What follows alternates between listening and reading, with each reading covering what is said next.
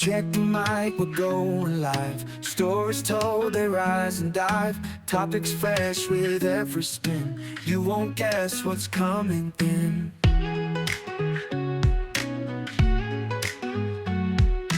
Every week a new surprise. Minds awake, never lies. Conversations bold and free. Tune in now, just wait and see. This podcast is uncalled for. Catch us here, there's so much more. Laughs and tales you can't ignore. A journey that will leave you floored. In the night or in the day, just press play, we're on our way. Voices sharp. Hello everyone, welcome to the podcast. And it is a dark day in American history. I record this on July 18, 2025. Is the day that public media may be going away. Or is it? Well, certainly federal support for public funding is going away. And this hurts a lot of people. There are a lot of places in this country, especially rural places, that the only media outlets available to them are public media. Their only local outlets are public, and those are slowly but surely going away. And let's face it, there are advantages to public media that private media can never touch. And unfortunately for us here in the States, a lot of our media is private. The only things that we can truly say are public are funded by the Corporation for Public Broadcasting, which in turn funds both National Public Radio, NPR, and the Public Broadcasting Service, PBS. If you are new to the podcast, I interned at Kansas City's PBS station back in 2012. I still maintain it was one of the best experiences I ever had working, and I'm especially sad to see this day come. I'm going to read some articles about what's going on, and first one, interestingly enough, from npr.org, how bipartisan support for public media unraveled in the Donnie era. He has not earned my respect enough to refer to him by his last name, so we're calling him Donnie. Credit to the article goes to David Fulkenflik. And here we go. When President Lyndon B. Johnson, LBJ, spoke about signing the Public Broadcasting Act in 1967, he marveled at technologies like radio and television and satellites, and echoed to the words of Samuel Morse in sending the first telegram message, or telegraph, I should say. What hath man wrought? LBJ asked, and how will man use his inventions? Johnson offered an answer to his own question. While we work every day to produce new goods and to create new wealth, we want most of all to enrich man's spirit. That is the purpose of this act. And the years that followed brought forth the Corporation for Public Broadcasting, PBS, and NPR, largely with bipartisan support. It also led to a framework of laws intended to ensure those organizations were protected from political pressure. The corporation began funneling an ongoing subsidy to hundreds of public media outlets across the country. Out of that system came original programming that has become familiar to all corners of the country. Sesame Street. I'm pretty sure at least everyone from America has heard of Sesame Street. Big Bird, Bert and Ernie, Elmo. At the PBS station I interned at, they had a few statues of Sesame Street Muppet characters. So an Oscar the Grouch, 2 Big Birds, including one in the studio that was life-size paper mache, and I built a moving base for. Super Grover and Elmo were the others. PBS NewsHour, All Things Considered, and if you're a South Park fan, you know the theme of All Things Considered. It's the same theme used for the Cheesy Poofs theme. I love Cheesy Poofs. You love Cheesy Poofs. Tiny Desk. I believe one of T. Swift's appeared on this. Nova. A famous science program. Not related to the old Chevy Nova joke that you could never sell a Chevy Nova in a Spanish-speaking country because Nova, it doesn't go. Antiques Roadshow, some Pawn Stars without the profit motive. And wait, don't tell me. Another South Park gag. One of the co-hosts of this is Bill Curtis. And side note here, I've met Bill Curtis' sister, Jane Schodorf. She's a politician here in Kansas, switched from R to D. Very nice lady. Moving on with the article. They were on the air, online, and on platforms that Johnson could never have envisioned. All helped foster a sense there was something for everyone. That seeming consensus under sustained attack was shattered this week. Lawmakers on Capitol Hill have paused legislation on a narrow party line basis to eliminate all federal funding for public broadcasting for the next 2 years. That's $1.1 billion with a B. Previously approved by the Republican-led Congress and Donnie. The reversal is notionally due to the need to cut funds to help pay for new Republican priorities, including an expansion of immigration enforcement. Side note, that's not really a problem. Stop making that a problem. All right? It's only a problem because you're going after people with darker skin. All right? Can we just stop with that? Let these people live their lives. And a lot of them are here legally. So stop it. And extension of Donnie's prior tax cuts. Tax cuts, they're geared towards the wealthiest of the wealthy. You're not going to get this tax cut. I'm not going to get this tax cut. If anything, we're going to be screwed by these tax cuts. So let's just stop it there. That's a myth that definitely needs to die.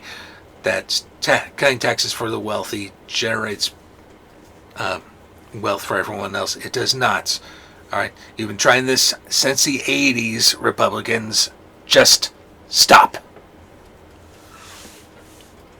Yet, Donnie had campaigned on retribution and made the news media a core element of his grievance. Public broadcasting has offered a ready target, given the government funding, and he has repeatedly called NPR and PBS. He's repeatedly claimed NPR and PBS demonstrate ideological bias. Okay, pause. When I was interning there, I don't know if you folks know this, but there was no ideological bias going on. Quite the opposite. What I witnessed there was a local journalism. That's important to point out. The first time I ever met Nick Haynes, the host of Kansas City Week in Review, executive producer at our PBS station, and very Welsh. He's not English, but he is British. He told me the very first time I met the man that we only focus on local reporting here, nothing national, just anything happening around Kansas City, anything coming out of Topeka, anything coming out of Jefferson City. All right. That is it. That was their focus, and that's part of what's so critical about public broadcasting is that that's often for a lot of people, especially in rural communities and smaller communities, that's often their only outlet of finding local news. All right. Do you think corporate-owned media is going to give a shit about what's happening in small-town America? My point exactly. Back to the article. So last week, the president ramped up pressure on wavering GOP lawmakers, posting, excuse my Donnie impression here, any Republican that votes to allow this monstrosity to continue broadcasting will not have my support or endorsement. No collusion, no obstruction. It's all a hoax. That sort of bullshit. No. Another Johnson, Republican House Speaker Mike Johnson of Louisiana, said on Tuesday the time had come to turn off federal largesse to public media. Quote, this is, in our view, the misuse of taxpayer dollars. They're not objective. They pretend to be so. In its origination, NPR and PBS might have made some sense, but shouldn't be subsidized by taxpayers. Mr. Johnson, resign. All right. Resign. Without federal subsidy, some stations will wither. Well, NPR receives just a small amount of direct federal government support, less than 2% of its annual revenue. PBS and local stations rely on it far more heavily. For public radio stations, federal funding makes up, on average, 8 to 10% of their budgets. For PBS and its member stations, the figure stands on average at about 15%. I did receive a email from the local PBS station on this, and they said it was 13%, which is about $1.7 million. But you have to understand, too, that television is way more expensive than radio, just by its very nature. So, but that level varies widely.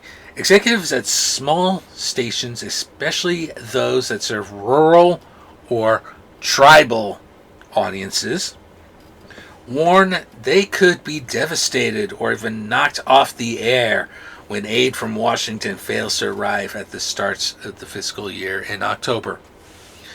Tri-State Public Media in southwest Indiana, put special emphasis on agricultural coverage.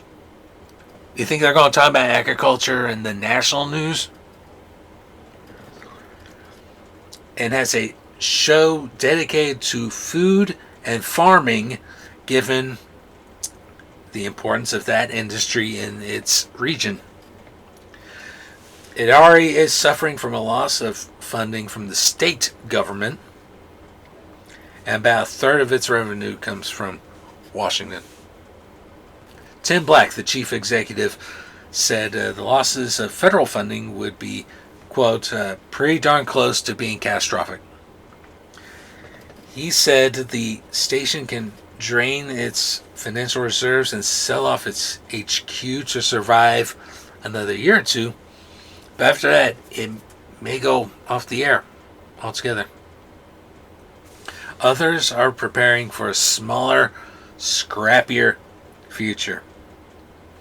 Quote, I came here because what we do for free. We try to reach everyone regardless of their ability to pay, says Sue Rogers, the executive vice president and general manager of WXXI, the NPR and PBS member stations in Rochester, New York. It will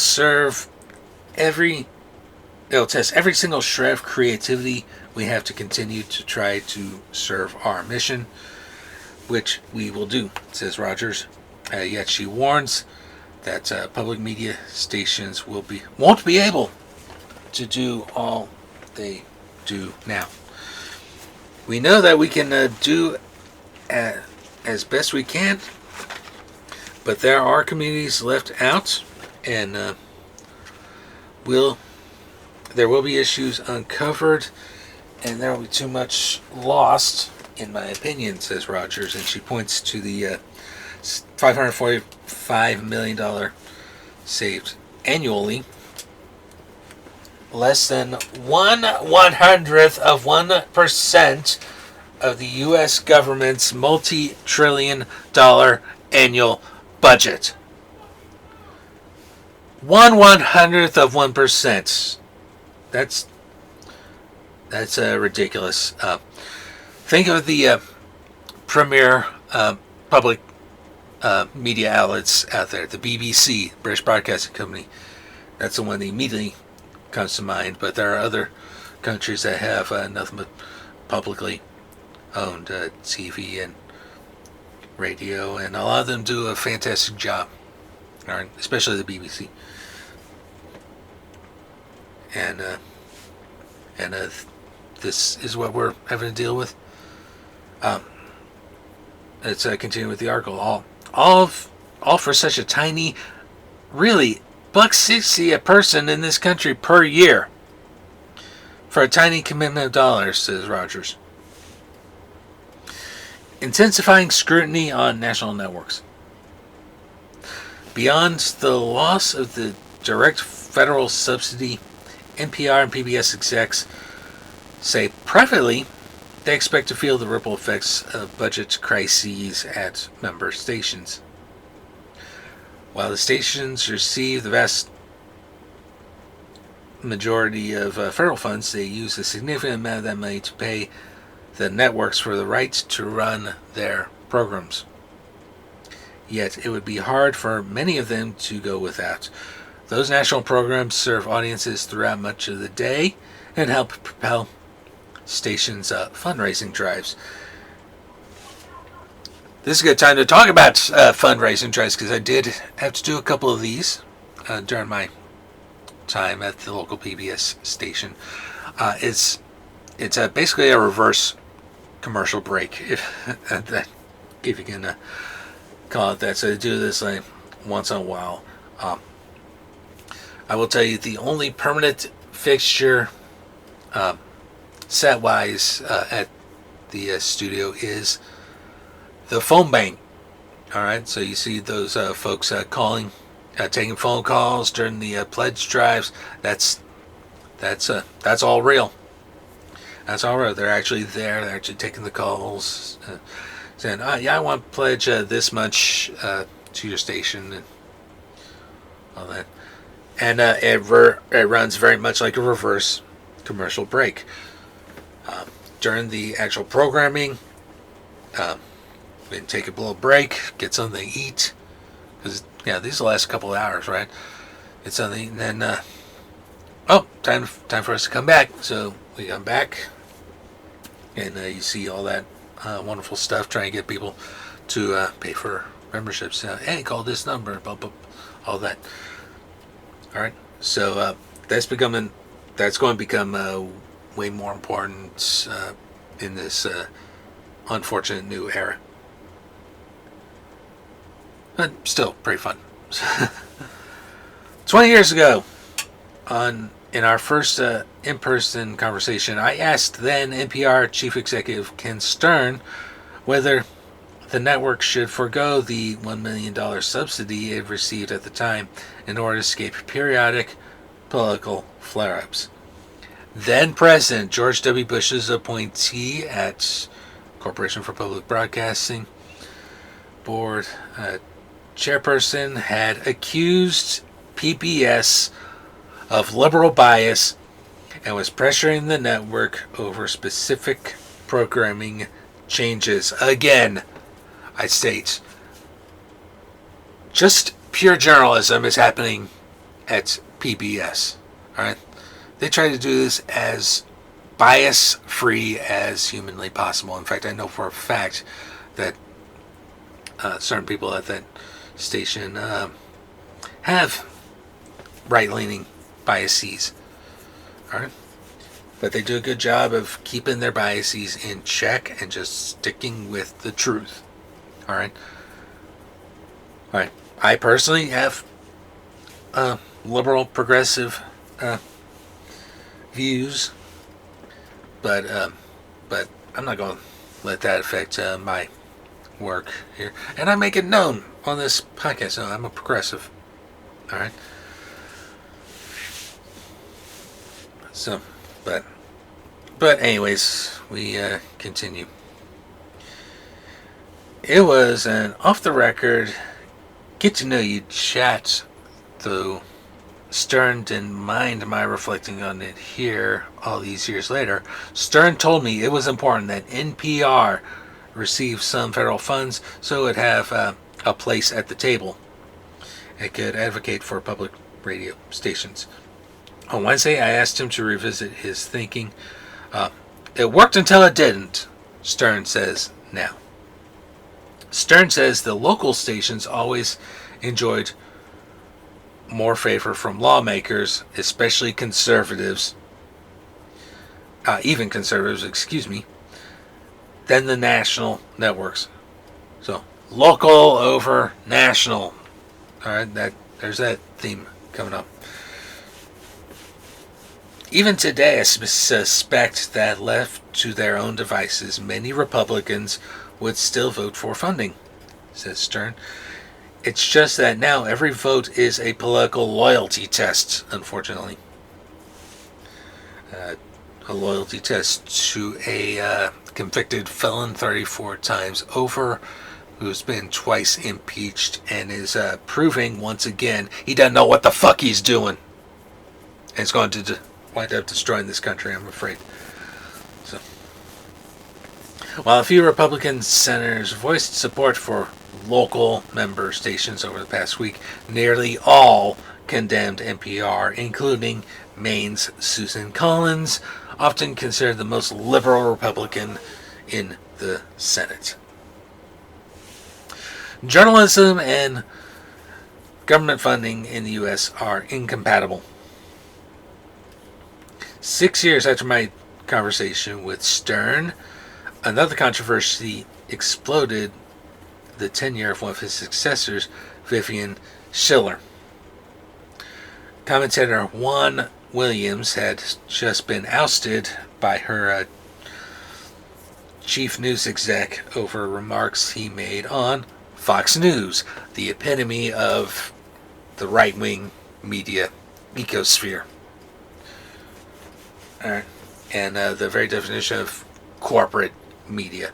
And I want to say this again, outside of NPR and PBS, all of our mainstream media here in the United States is owned by corporations.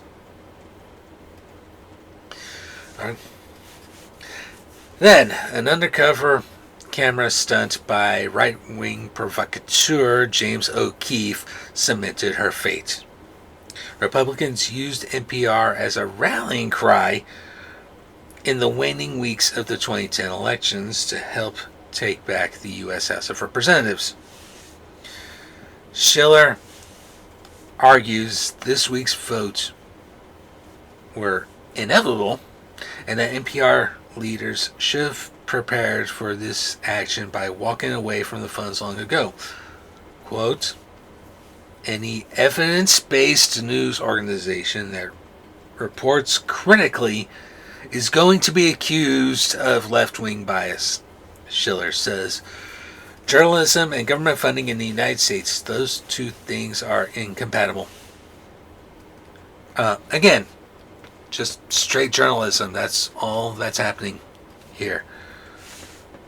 No left-wing bias, no right-wing bias, just the facts. Okay. That said, when I see these accusations of bias against what I consider one of the finest news organizations in the world, it's very, very painful, says Schiller. These accusations against NPR's news organization are flat out wrong. So that's where we are. It's excruciating. Well, PBS stirs controversy too. NPR's far more expansive news coverage draws the lion's share of public outrage.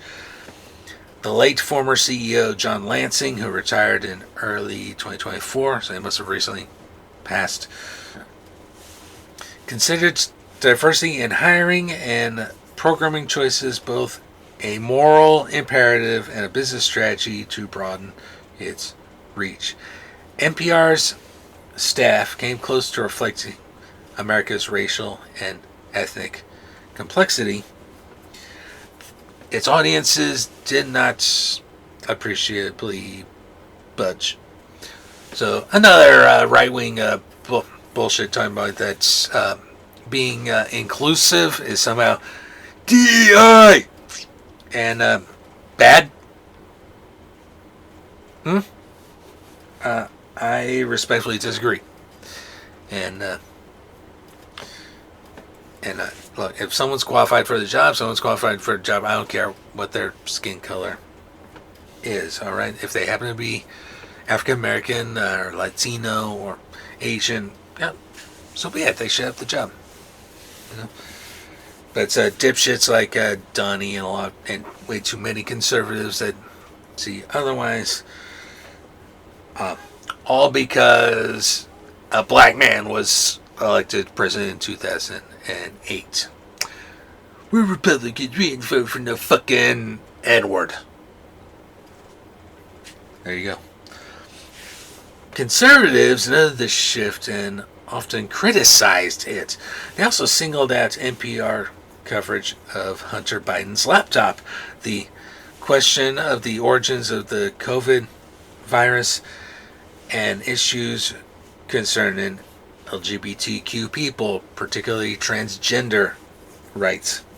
Some people with ties to NPR agree with elements of the criticism. Bruce Drake, a former vice president of news at NPR in the early 2000s, argues that the network has lost more support from its audiences than it is willing to admit, and not simply due to changes in how people consume media in the digital age. The NPR issue is not as much political bias as it sounds. Cultural orientation, sensibilities, and tone. The same things that the Democrats were so tone deaf about in the 2024 election, writes Drake. Again, 2024, Biden fucked up in 2020 by naming a certain someone his vice president, who I will still maintain had no business being vice president and certainly had no business running for president. That is my opinion. All right. Last year, Yuri Berliner, then a veteran business editor at the network, published an essay in the Free Press that revives this issue. Berliner castigated the network for embracing what he characterized as a progressive mindset instead of a more open-minded quest for truth in its reporting. He asked for a meeting with NPR's new chief executive, Catherine Marr, who had started days earlier, and she declined. He left NPR for the Free Press soon after. Berliner said the Senate vote marks, quote, a sad day. NPR was a treasured national trust. It no longer is one. Instead of restoring the journalism gold standard of neutral impartiality, the NPR leadership chose to squander the last year as the network doubled down on agenda-driven journalism by and for progressives. So here we are. Again, just straight journalism. I listen to NPR when I'm driving. I never got any sense that they were catering to progressives. All right. After Berliner's essay was published, conservative critics of NPR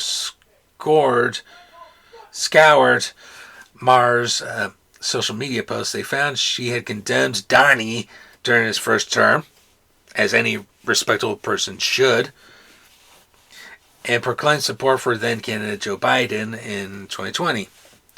Being CEO of NPR is Maher's first job in journalism. The network's board said she was entitled to such views in a prior life. She nonetheless became a lightning rod for Republican lawmakers in the 16-month sentence. NPR officials have resolutely defended the fairness of the network's reporting, though they say they are open to criticism. In an effort to shore up public trust, Maher and NPR's chief content officer created a senior editing team to ensure high-level review and awareness of all news content before broadcast or posting. This was paid for by a grant from the Corporation for Public Broadcasting. Stations confront a changed landscape. So some station managers say they too have periodically complained about news judgment to the network, but they attest to the value provided by NPR and PBS programming and news coverage. Others have spoken of the reporting collaborations NPR had fostered in recent years as a success. Texas Public Radio in San Antonio had taken the lead on reporting on the recent deadly floods in the Lone Star State. But Dan Katz, the station's news director, cites a collaboration with the Texas Newsroom, a joint project with other public media stations in the state, in helping him break news. See, there it is again. Public media being probably the only way you're going to find about stories in small town America. That newsroom has been cultivated in parts with federal money on corporation grants, Katz says. Ironically, as political debate over NPR had led Donnie's congressional allies to wipe out federal funds for public broadcasting, several station officials say they had never worked more closely with the network to deliver top-notch local coverage in regions far from NPR's HQ in Washington or major boroughs in New York or LA. Maria O'Mara, the executive director of PBS Utah, NPR affiliate KUER, and the bilingual station Avanza, said she's ready to move on from the political debate. It has just drained us of time and energy and brain power that we need to face other existential questions about our system and our public service, she said. She hopes stations now forge an even stronger relationship with the national networks and each other to become more viable and vibrant. It's about public service. We are needed by our listeners. We feel that clarity and mission. So there we go. I know we have a couple. I might have a couple more articles on this, but that's pretty powerful stuff. Like I said, the local PBS station gave me a chance. All right, first as an intern, volunteered a couple of times, and did some paid work for them. Still the best job I ever had. All right, and the best job, one of the best jobs, I should go ahead and say. I never noticed the bias that these people are complaining about. As far as I know, there is no bias. It's just straight journalism. Maybe it's the skewed perspective of these people that they think it's liberally biased. Once again, there is no liberal bias in mainstream American media. So I mourn today for this tremendous hit that public media has unnecessarily taken in this country just to have Donnie's immigration goons beat up on people of color for no reason, to have them sent to gulags for no good reason, to continue to piss off our allies, to inch us closer to World War III, to continue to push for pollution in a time when we should really be cutting back on carbon emissions. No, this jackass is doubling down. I've already talked about that. I've already talked about the whole liberal bias myth in our media. So, stop to think about this. Do you really think companies like Disney and Time Warner, Comcast, do you really honestly think they're liberally biased? Because if you do, you're part of the problem. All right.